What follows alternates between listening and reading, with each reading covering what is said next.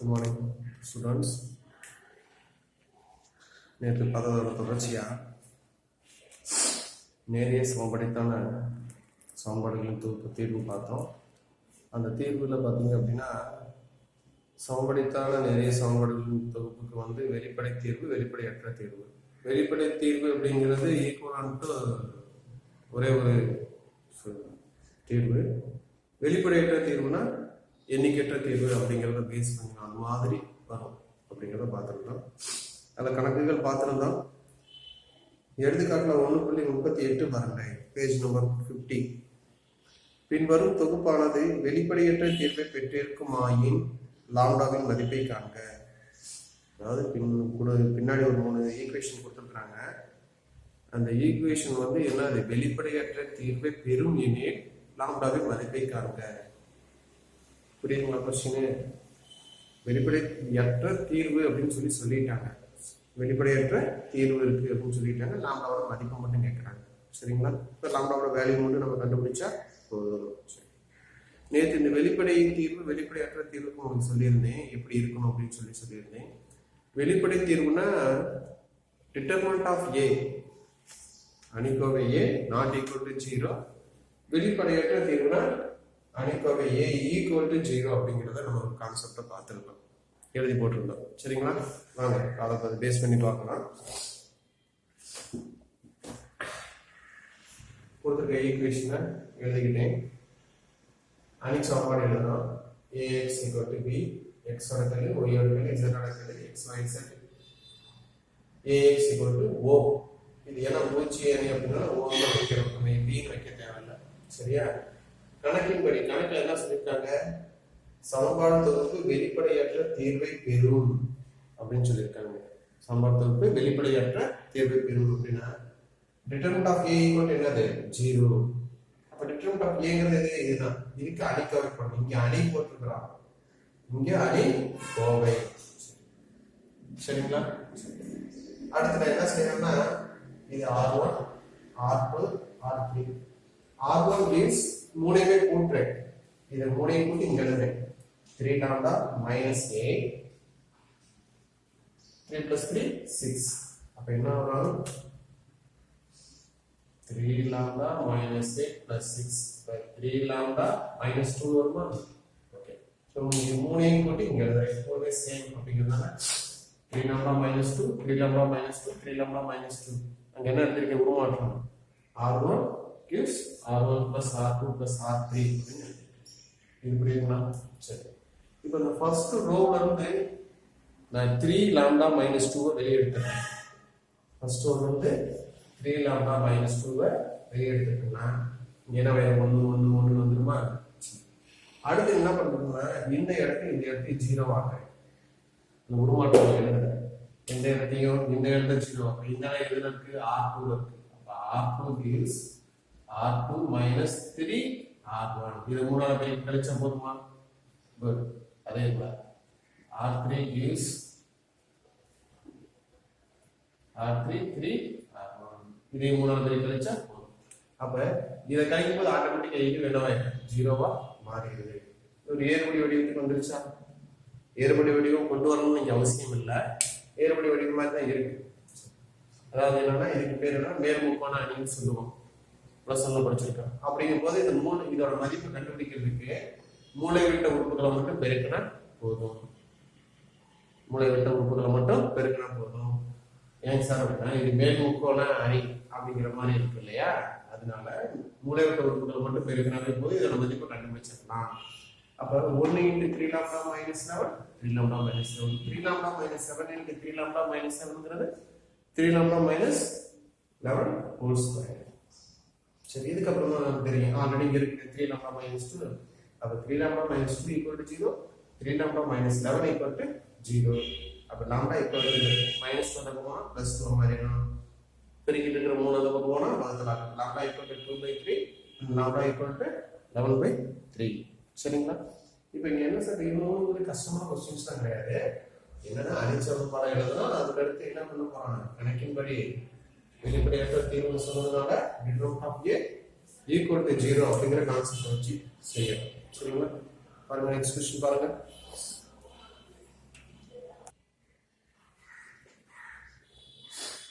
Next பாருங்க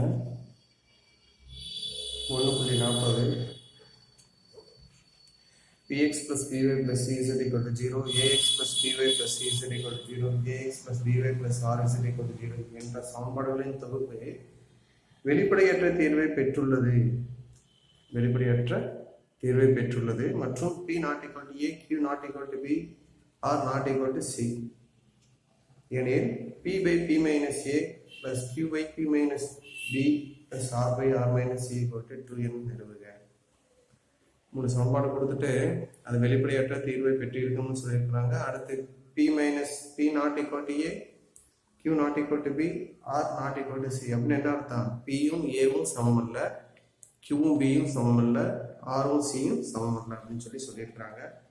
சரி, நம்ம ப்ரூவ் பண்ணணும். பாருங்க, தீர்வுன்னு போட்டுட்டு கொடுத்துருக்க சமன்பாடு எழுதிட்டேன். அணிச்ச சமன்பாடு எழுதுறேன். ax equal to o என்க கணக்கின்படி சமன்பாடு தொகுப்பு வெளிப்படையற்ற தீர்வை பெறும் என்பதால் root of a equal 0 இதை எழுதிட்டேன். சரி, இப்போ நான் சில உருமாற்றங்களை செஞ்சு நான் ஆன்சர் கொண்டு வரணும். சரிங்களா?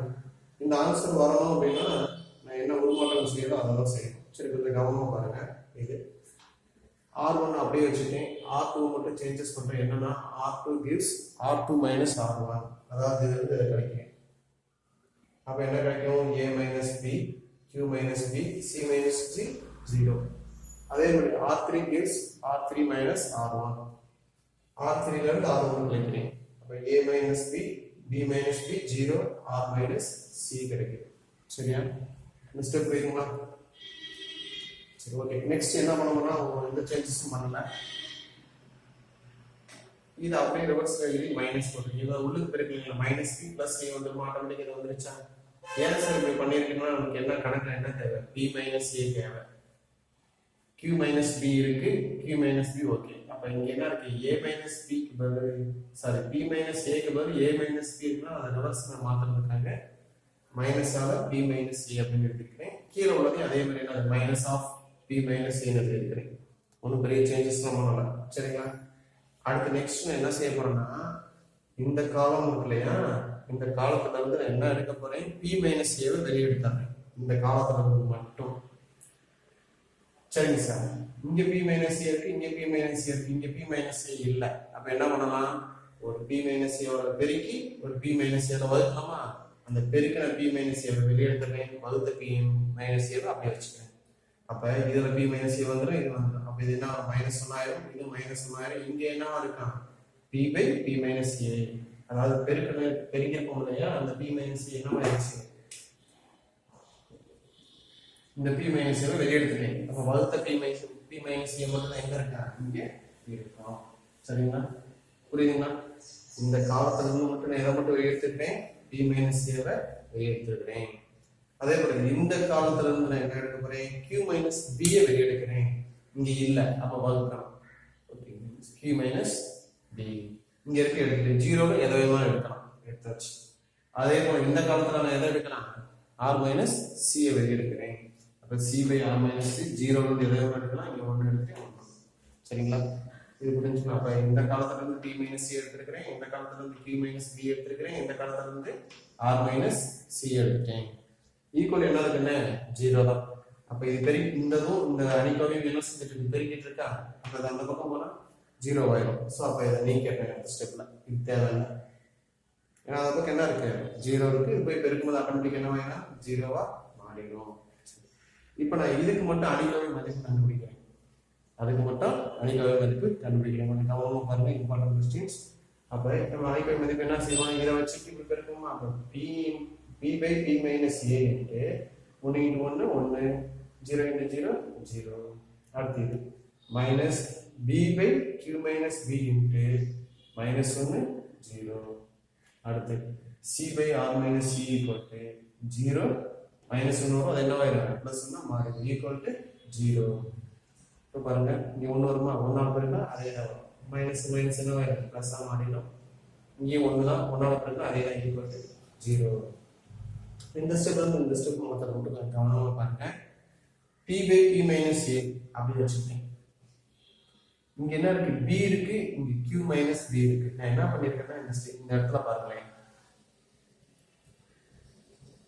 q minus q minus b q minus b இப்போ இத இந்த கீழ இங்க எழுத பாருங்க q minus b q இந்த மைனஸ் உள்ள பெருக்கிறேன் minus q plus b மாறிடுமா இந்த plus minus q plus q cancel ஆயிடும் அப்ப என்ன கிடைக்கும் b அப்ப b க்கு பதிலா என்ன எழுதலாம் q minus b q minus of q minus b எழுதிக்கலாமா அதே போல c க்கு பதிலா r minus of c இப்போ என்ன செஞ்சோம்னா இது அப்படியே வச்சுட்டேன் இது q by q minus அதாவது இது எழுதணும்னா உங்களுக்கு தெரியும் a plus b by c னா a by c plus b by c ன்னு எழுதணும்லையா அதே போல நான் என்ன எழுத போறேன் q by q minus b அடுத்து minus of q minus b by q minus b ன்னு வருமா என்ன வரும் q minus b by q minus b அப்ப இது கேன்சல் ஆயிட்டு என்ன வரும் மைனஸ் உள்ள வருமா -1 அதே போல r by r minus c -1 அந்த -1 கூட்டினா -2 இங்க இருக்கிற -2 தக்க போனா +2 இதெல்லாம் ப்ரூஃபா சொல்லிருக்காங்க இது கொஞ்சம் கவனமா பாருங்க இந்த ஸ்டெப்ல வந்து கொஞ்சம் கவனமா பாருங்க சரியா இது வாட்டமா பெருக்கிறதா பெருக்கி சுருக்கி இருக்கேன் இந்த இடத்துல என்ன செய்யணும் q minus அதாவது வேற ஒண்ணும் இல்ல கஷ்டமா ஒண்ணும் பண்ணாதீங்க இங்க என்ன இருக்கு பாருங்க q இருக்கா q போட்டுட்டு மைனஸ் அப்படியே போட்டுட்டு மறுபடியும் போடுறது எழுதிடுங்க எப்படி சார் கீழ என்ன இருக்கு q minus b இருக்கா q போடுங்க மைனஸ் போடுங்க கீழ இருக்கிறது அப்படியே மறுபடியும் எழுதிடுங்க சரிங்களா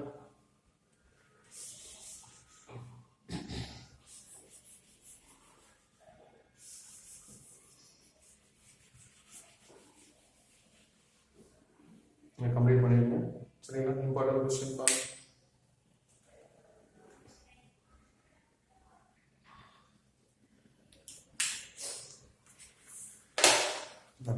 page 1.7 of third question Gaussian நீக்கல் முறையை பயன்படுத்தி C2H6 plus O2 is H2O plus CO2 என்ற வேதியியல் எதிர்வினை சமன்பாட்டை சமநிலைப்படுத்துக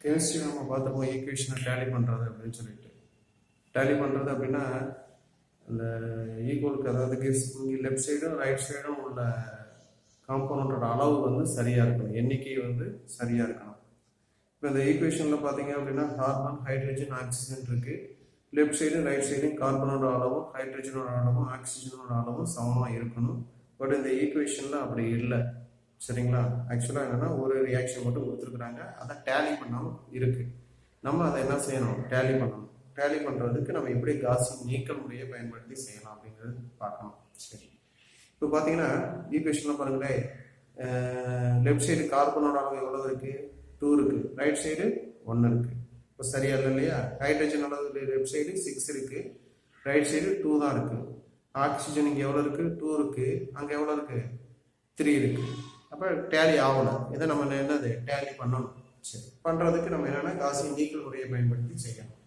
டேலி பண்ணுறதுக்கு ஈஸி தான் பட் ஆனால் எந்த முறையை பயன்படுத்துறேன் காஸியன் நீக்கல் முறையை பயன்படுத்தணும் சரி வாங்க பார்ப்போம் வேதியியல் சமன்பாடு எழுதிட்டேன் இப்போ நான் இதை டேலி பண்ணுறதுக்கு என்ன செய்யணும் இந்த இடத்துல ஒரு நம்பர் இங்கே ஒரு நம்பர் இங்கே ஒரு நம்பர் இங்கே ஒரு நம்பர் போடணும் போட்டால் தான் டேலி ஆகும் அந்த நம்பர் என்ன நம்பர்களுக்கு தெரியாது அதனால நான் அதை x1 x2 x3 x4 அப்படின்னு வச்சுக்கிட்டேன் புரியுதுங்களா டேலி பண்ணுறதுக்கு இங்கே ஒரு நம்பர் இங்கே ஒரு நம்பர் இங்கே ஒரு நம்பர் இங்கே ஒரு நம்பர் போட முடியும் சஃபிக்ஸில் நம்பர் போட முடியாது போட்டால் அது மாறிடும் சரியா சரி அப்போ இங்கே ஒரு நம்பர் இங்கே ஒரு நம்பர் இங்கே ஒரு நம்பர் இங்கே ஒரு 4 நம்பர் போடணும் அதில் x1 x2 x3 x4 போட்டுட்டேன் இந்த x1 x2 x3 x4ங்கிறது ஒன்லி பாசிட்டிவ் நம்பர் அதாவது நெகட்டிவ் நம்பர் போடக்கூடாது கெமிஸ்ட்ரி டேலி பண்ணும்போது நெகட்டிவ் நம்பர்ஸ் போடக்கூடாது 0 போடக்கூடாது அப்போ x1 x2 x3 x4 blanks to z plus என்னது only positive numbers positive integers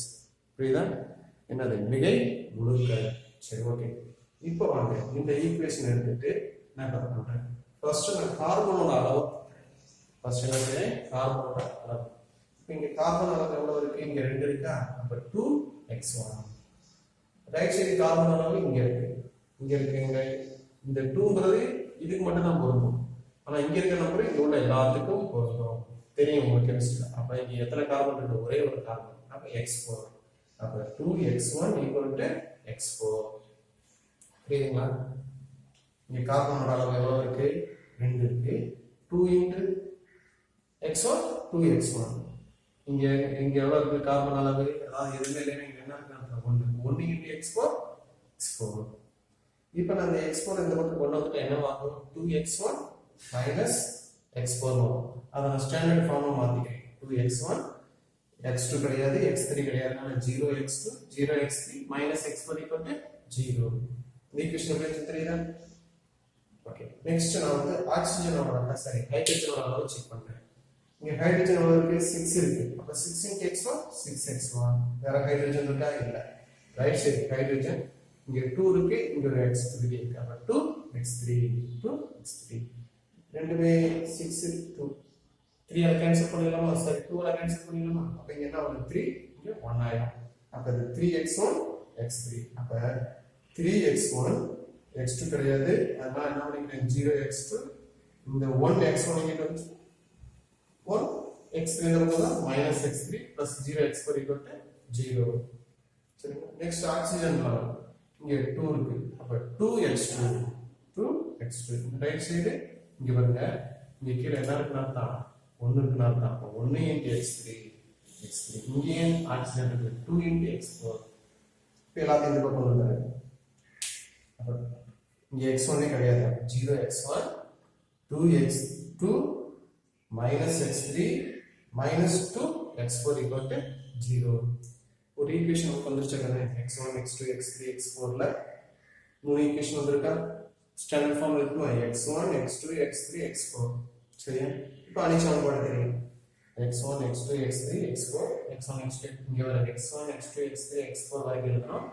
0 0 0. இத b னே வச்சுக்கோங்க. சரிங்களா? ஆக்சுவலா ஒண்ணா வைக்கணும். புக்ல நம்ம ஒரு எடுத்துக்காட்டு கரெக்டா b னு வச்சுக்கோங்க. b னு வச்சுக்கோங்க. ax b. அடுத்து விரிவுபடுத்தப்பட்ட அணி a bar b. a எழுதிட்டேன், b எழுதிட்டேன். இப்போ நான் என்ன செய்யணும்? ஏறுபடி வடிவத்துக்கு மாத்தணும். ஆல்ரெடி இந்த ரெண்டு இடம் என்னவா இருக்கு? 0வா தான் இருக்கு. பிரச்சனை இல்லை. அப்ப இந்த இடத்த மட்டும் என்ன செய்யணும்? 0வா மாத்தணும். நான் என்ன செய்யறேன்னா, இங்க இருந்து மாத்தணும் இல்லையா? சரியா? இங்க 2 இருக்கு.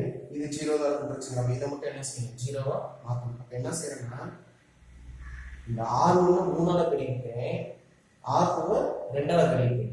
R1 3ஆல பிரிக்கிறேன், R2 2ஆல பிரிக்கிறீங்க. பாருங்க, R2 gives R2 2ஆல பிரிக்கிறேன், R1 3ஆல பிரிக்கி கழிக்கிறேன். சரியா? இவங்க நோட் பண்ணி பாருங்க. சிம்பிள் நம்பர் தான் நோட் பண்ணீங்க. இது 0 ஆயிடும். அடுத்து இந்த இடத்த 0 ஆகணும். அதுக்கு நான் என்ன செய்யறேன்னா, இந்த இடத்தையும் 0 ஆகணும், இதையும் 0 ஆகணும். ஏறுபடி வடிவத்தில் நான் என்ன செய்யறேன்னா, R1 2வையும் R3 இன்டர்சேஞ்ச் பண்ணிக்கிறேன்.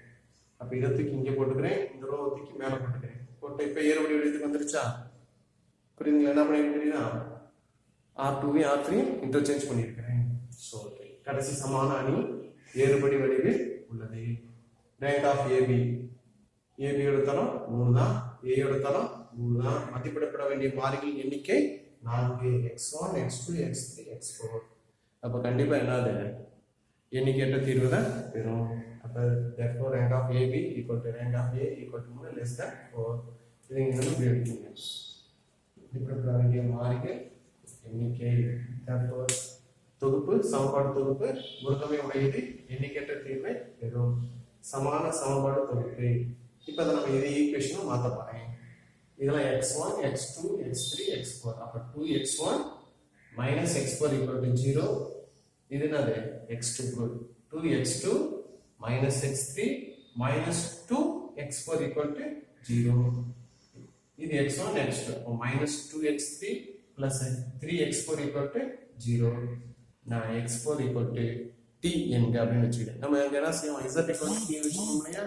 எண்ணிக்கையற்ற தீர்வு நான் அப்ப z4 equal to t ன்னு வச்சுக்கிட்டேன். சரி, x4 equal to t ன்னு வச்சுக்கிட்டேன். அப்ப இந்த t கொண்டு வந்து இதுல சப்ஸ்டிட் பண்றேன். சப்ஸ்டிட் பண்ணி x3 கண்டுபிடிக்கிறேன்.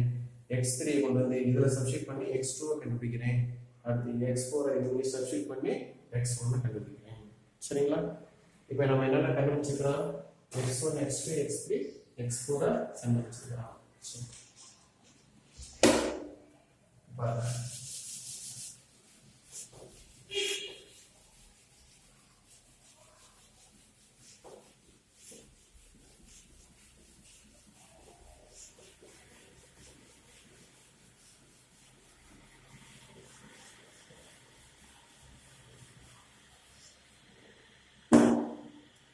table diagram x1, x2, x3, x4 equal to x1 ஓட மதிப்பு t by 2, x3 or x2 ஓட மதிப்பு 7 t by 4, x3 ஓட வேல்யூ 3 t by 2, x4 ஓட வேல்யூ t. இந்த t என்னன்னு நம்ம சொல்லல. tங்கிறது என்ன இருக்கு? இங்க இருக்கு, மெய்யெண்கள்ல r இருக்கு. சரியா? இப்போ தீர்வு காண போட்டோம். ஏன்னா இண்டிகேட்ட தீர்வுனா தீர்வு காண தான் போடணும். சரி, போட்டாச்சு. இப்போ என்னன்னா தீர்வு கண்டுபிடிச்சிட்டாங்க. ஆனா அவங்க என்ன சொல்லியிருக்காங்க? ஈக்குவேஷனை டேலி பண்ண சொல்லியிருக்காங்க. ஈக்குவேஷனை டேலி பண்ண சொல்றாங்க. சரி, இப்போ நான் டி எங்க இருக்கு? ஆர்ல இருக்கு.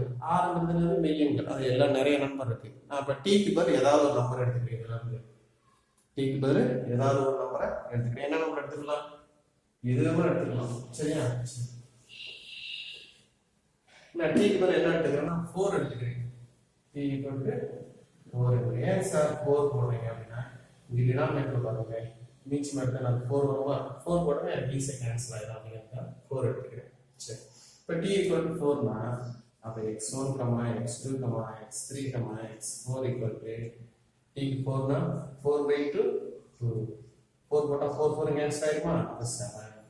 4 போட்டா 2 2 கேன்சல் ஆயிடும் 6 4. சரிங்களா? இப்போ ஈக்குவேஷனுக்கு உள்ள சப்ஸ்டிட்யூட், அந்த கெமிஸ்ட்ரி ஈக்குவேஷன் ஃபர்ஸ்ட் ஈக்குவேஷன் ரெண்டாவது x1 x 1 ன்னு வெச்சுக்கோங்க. அப்ப 1ல போய் சப்ஸ்டிட்யூட் பண்ணுங்க. அப்ப என்ன வரும்? x1 னா 2 CO2 வரும்னா C2 H2 அடுத்து x2 ஓட வேல்யூ 7 O2 gives அடுத்து C3 6 H2O plus 4 CO2. இப்போ நம்ம டேலி பண்ணிட்டோமான்னு செக் பண்ணிக்கலாமா? பாருங்க, ஃபர்ஸ்ட் கார்பன் அளவு பாருங்க, 2 into 2 4 4 கார்பன் இருக்கா? இங்கேயும் பாருங்க கார்பன் 4 இருக்கு. அதாவது பேஸ்ல இங்க என்ன அர்த்தம்? 1 க்கு அர்த்தம் 4 கார்பன் இருக்கு. ஓகே, அடுத்து ஹைட்ரஜன் 2 into 2 4 இருக்கு.